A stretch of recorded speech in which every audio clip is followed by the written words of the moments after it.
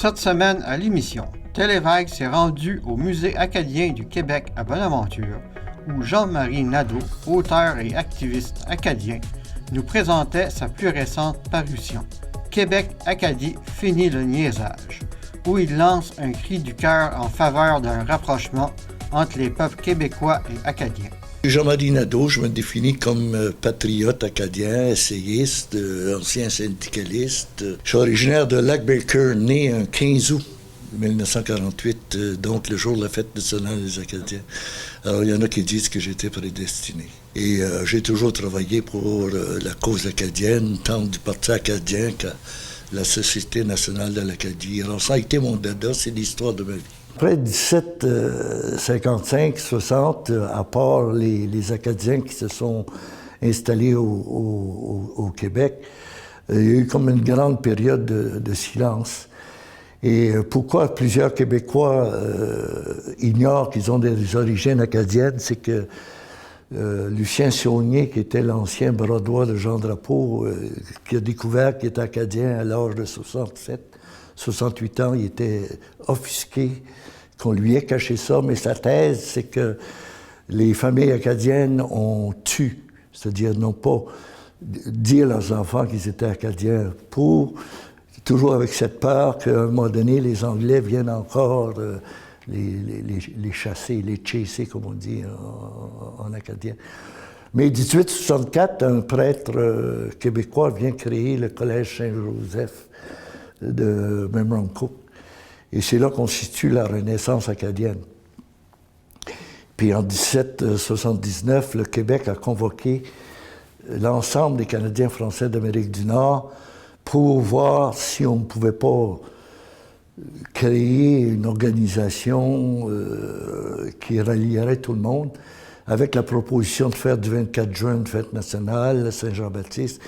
Sauf que la délégation acadienne a dit, regardez un peu, il faudrait qu'on parle à notre monde avant d'embarquer dans une affaire comme celle-là. Et en 1880, à Memramcook, encore une fois, il y a 5000 Acadiens, imagine-toi, en 1880, les chemins de fer venaient juste de démarrer, etc., mais c'est quand même extraordinaire. 5000 Acadiens en 1880, ça correspond aux 25 000 qui étaient au spectacle du 15 août à Dieppe cette année lors du Congrès mondial acadien. C'est quand même extraordinaire. Et les Acadiens, finalement, et là je taquine mes amis indépendantistes québécois, je dis qu'ils ont été les premiers indépendantistes. Parce qu'ils ont dit, notre meilleure façon d'être solidaire avec la francophonie nord-américaine, c'est de s'assumer comme peuple. On a vécu un drame majeur, qui est la déportation.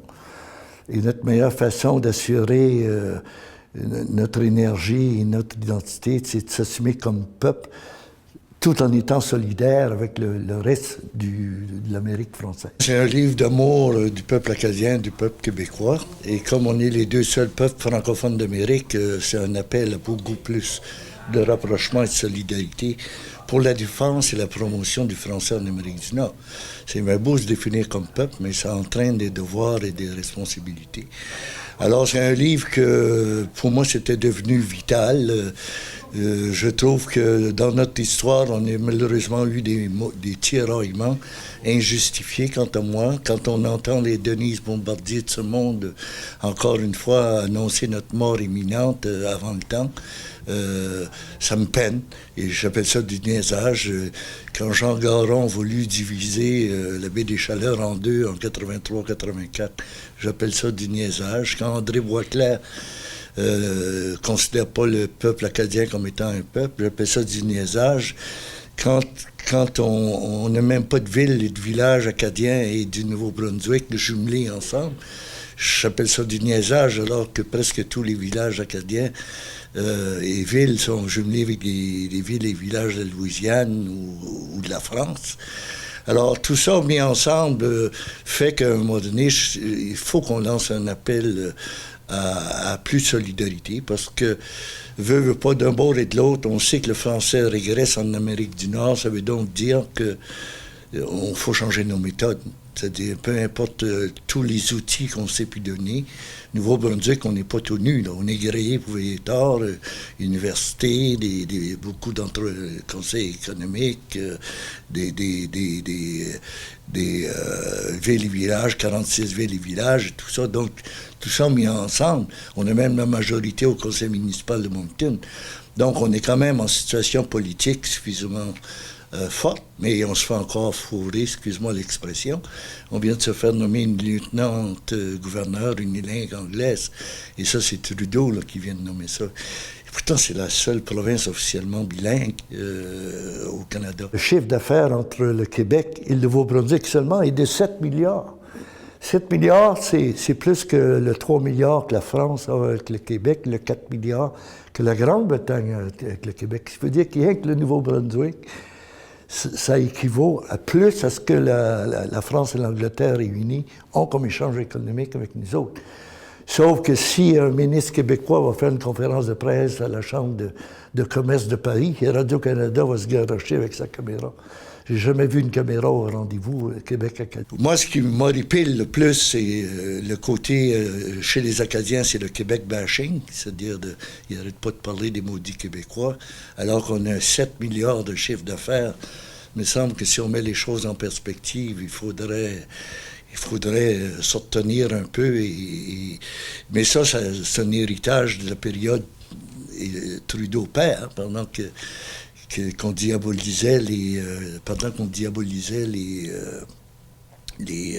séparatistes, les indépendantistes.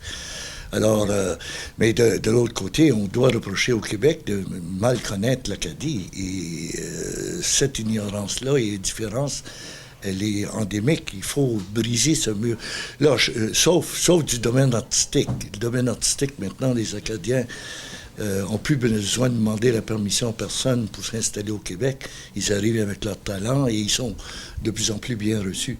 Le milieu artistique est peut-être le modèle qu'on devrait essayer de reproduire à d'autres niveaux. C'est mon 5e livre et là, je suis en train de faire mon autobiographie. J'ai déjà écrit Que le tintamarre commence, qui a gagné le prix France-Acadie, l'Acadie possible. J'ai écrit un livre spécialisé sur la pêche au hareng. Moi, j'ai travaillé beaucoup avec les pêcheurs, l'Union des pêcheurs des maritimes. Donc, j'en suis à mon 5e livre et le 6e s'en vient.